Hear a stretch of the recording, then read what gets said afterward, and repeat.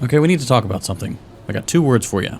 Mobile Fortify. Mobile Fortify. Mobile Fortify. Facial recognition tool called Mobile Fortify. Federal agents using surveillance toolkits during immigration enforcement operation. I'm sure you've already heard about it.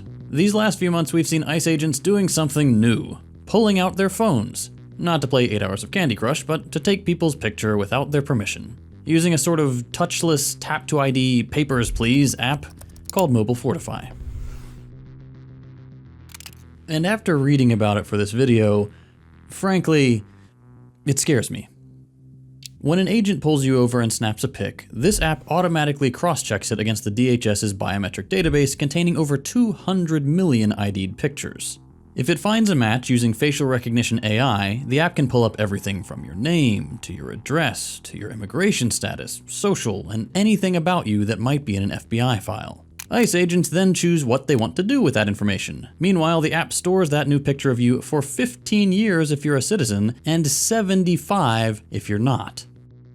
And you're not allowed to refuse any of this. According to a lawsuit filed against the DHS, over 100,000 people have already had their face ID'd like this. It's become a standard way for ICE to identify people for deportation, and according to some pretty damning clips, put people on a list. It's not illegal to record. Exactly. Yeah. That's what we're doing. Yeah, why are you taking my information down? Because we have a nice little database. Oh, good. And now you're considered a domestic terrorist. So We're videotaping you? Are you crazy? Protesters, legal observers, bystanders, they're all now having their biometric data collected and tracked by overpaid goons. And what they'll do with this, no one knows yet. But we have an idea of where it might go. Already, Mobile Fortify has led to an ICE observer losing her global entry after an ICE agent pulled up to her car and said, "Hey, are you Nicole?" That sucks. I don't want some 2-bit chud knowing my name, especially not the kind who's a little trigger happy with the camera app. Maybe just me. I don't love state-approved creeps. Now, if you're wondering how we got here, the first thing to know is where the data for this app comes from. The company making the app is NEC, but the raw images likely come from the pictures they take of you when you go through customs and TSA. But it may also be coming from places like this exact Wegmans. Earlier this year, Gothamist and the ACLU revealed that grocery stores have started using facial recognition technology across the US. The way I first heard about this was with that rumor about Target keeping track of shoplifters and letting everything under 1,000 slide. I don't know if that's actually real. I'll be testing that and getting back to you. But what I know for sure is that stores love scanning your face. Lowe's, Macy's, Rite Aid, Whole Foods, Bunnings if you're in Australia. They all use a biometric AI developed by Hitachi, which I felt like mentioning for no reason. They all love biometric AI now. And in an official press release, Wegmans explained why. Security, shoplifting, and rabble-rousing. When all this came out, the company had a bit of a PR crisis and promised that, quote, "The data is not and will not be used for any other purpose than keeping the stores safe." However, I, and it so happens the ACLU, find that kind of hard to believe. Alright, quick plug, then we'll get back to it. As always, want to respect your time, so here's a timestamp to skip ahead if you're not interested or not able to support the channel. I've said this before, but it's worth repeating. This show runs on viewer support. That's just the reality of doing this kind of work.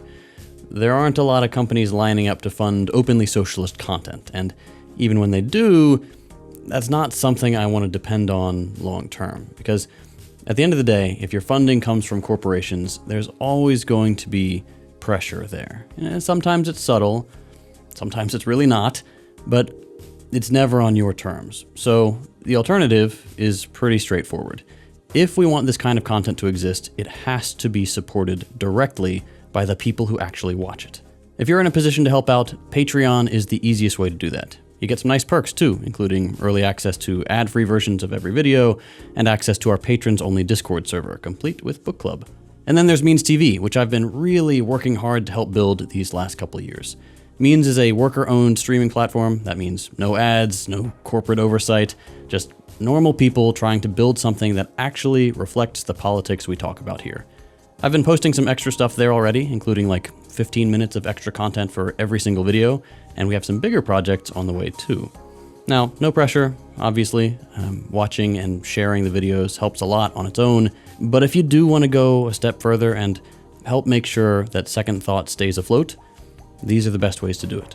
For those of you who are already supporting us financially, and those who are on the fence, thank you so much. It really does mean the world to us. All right, that's it. Back to the video.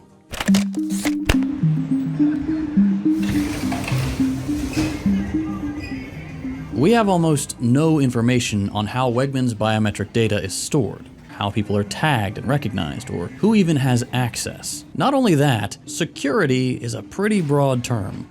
You might think it means preventing violence in stores, but the company has confirmed that they already work with cops to identify people for criminal cases. Immigration is a civil, not a criminal matter, but that's a bit of a distinction without a difference these days. Regardless, whatever Wegmans does, by working with cops, they create a direct pipeline to ICE. Cops secretly work with ICE.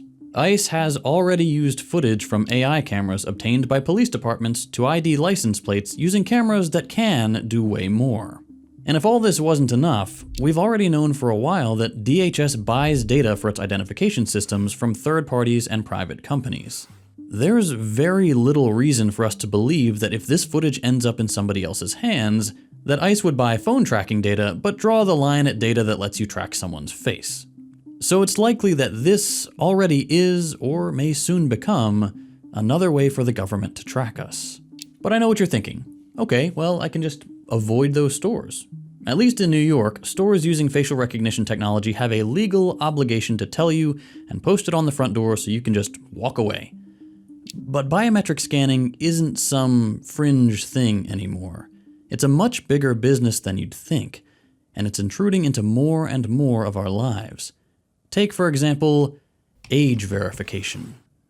YouTube, Roblox, Discord, Instagram, all these apps have recently partnered with biometric companies like Yoti and Persona in an effort to filter their users by age. First of all, there are some serious doubts about how effective this all is, given that, quote, teen by default settings can hide mature content from kids' feeds, but don't solve the problem of children and predators being in the same online spaces. Regardless, we have good reason to be concerned when social media apps request access to our biometric information, even when they promise us they're deleting it right away. Sometimes they don't, and data leaks happen. Last October, Discord was hacked, and 70,000 official IDs were leaked. They dropped the company responsible, but the company they replaced them with, Persona, isn't all that trustworthy either. Persona is a Peter Thiel-funded project. Thiel is also the guy behind Palantir, and that his portfolio includes both the company building Immigration OS and the company collecting data on people's faces doesn't personally put me at ease.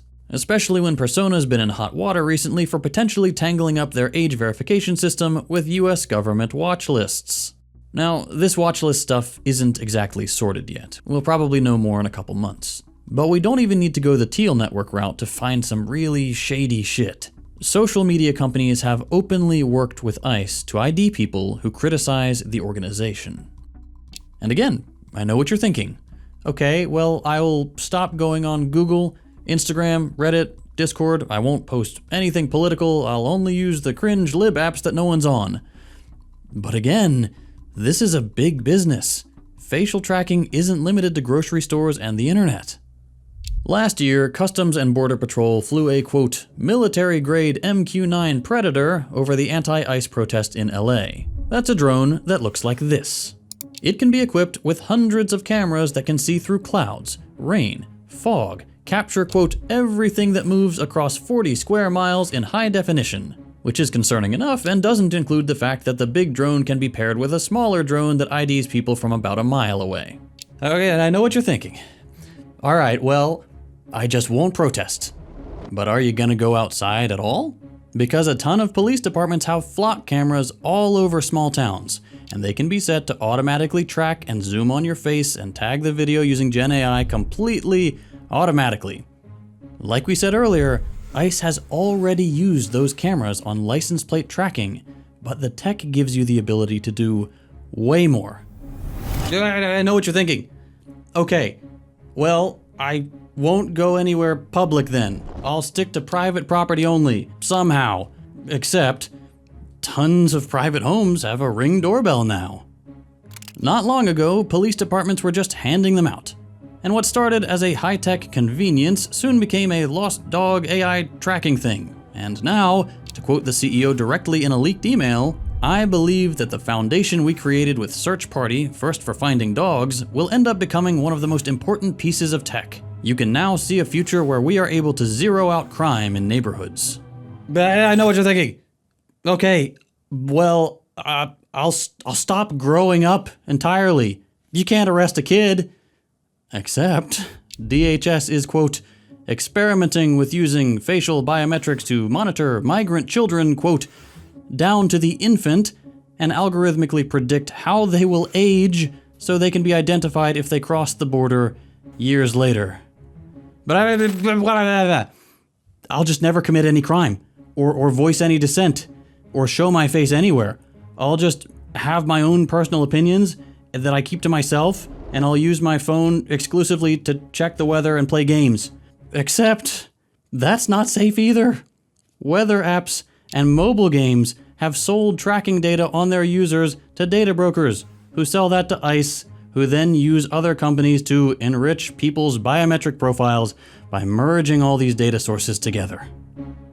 And those data brokers aren't just innocent middlemen between all these data sources and government agencies. They have their own political projects and vendettas against people with left-wing politics who might object to wanton surveillance. Hal Lambert, the CEO of Clearview AI, has had his emails leak in which he said he wanted to, quote, take down lefties and the communist academia left.